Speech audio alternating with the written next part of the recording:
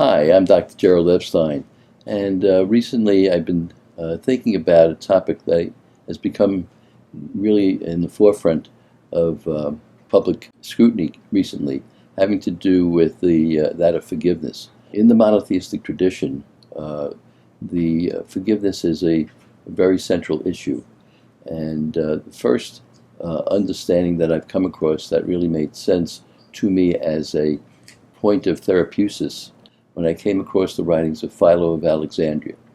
Philo was a realized being who lived in that city in Egypt about 2,000 years ago and did a translation of the Septuagint into a body of work that's available in 12 volumes of his writings that I came across, published by Harvard University Press.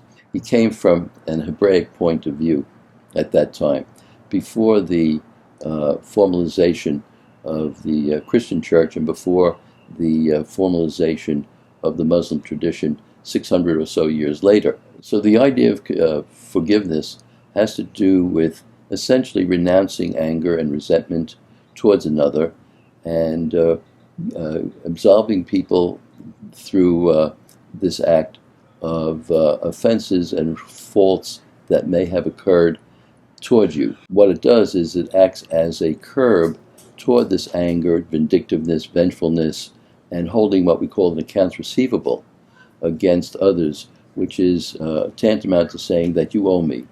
And we know through accounts receivable, from a spiritual point of view, that the accounts can never really be paid off. Holding these accounts can go on in a person, be held by a person in his or her ledger book for numbers of years.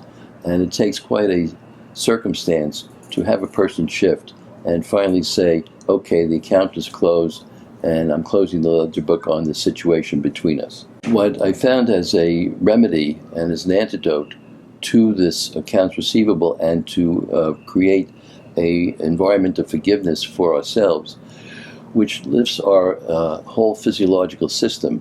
The act of forgiving lifts our immune system, it lifts our hormonal system, it lifts our hearts, and it gives us a feeling of well-being. And what Philo said was that there are two factors to doing this forgiveness. The first part of this confession is called the confession of the heart, in which you are confessing the errors to yourself and asking your higher self or God for forgiveness. And it would be helpful for you to do this at night. Before you go to sleep, take an accounting of the day that's just passed. Look at the day that's passed and look at the errors, not so much that were done to you, of course you would, but also, if you can, some of the errors that you have done toward others. So be that as it may, you're doing accounting of all the errors. And when you find the errors that you have made and are going on, you confess them to yourself. And then you ask your higher self or God for forgiveness. So that's the first part. That's called a confession of the heart. The second is a confession of the lips. The confession of the lips is to encounter the people toward whom we made this error or errors and ask them for forgiveness. And that's a confession of the lips, and you're confessing to them the errors that you made toward them to possibly offend them or hurt them in some manner. And once you do that, it's not important to what the response is. It allows you to expiate your side of the situation. So you're confessing to the other the errors that you made and asking the other for forgiveness. Should they do it or not really makes no difference, because you've taken the step. And that's what's important.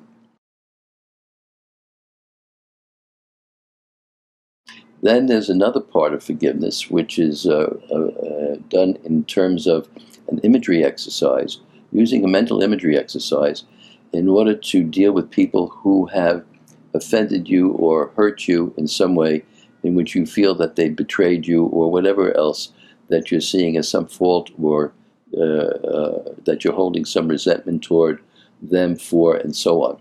And this is a very nice imagery exercise that first came to my awareness through a former student of mine named Judith Besserman. Close your eyes and imagine yourself walking down a country road, and you come to the edge of a forest. And at the edge of the forest, you see many trees there by the edge. And behind each tree is a person who has offended you, who has hurt you in some way. One by one, each person, one by one, comes out from behind the tree, comes up to you, and you stare that person directly in the eyes, and you tell that person what he or she has done to you to hurt you. And as you do, after you do that, you forgive them and send them on their way to go away from you behind you. And they disappear as they do so from behind you. Then the next person comes, and the same situation takes place.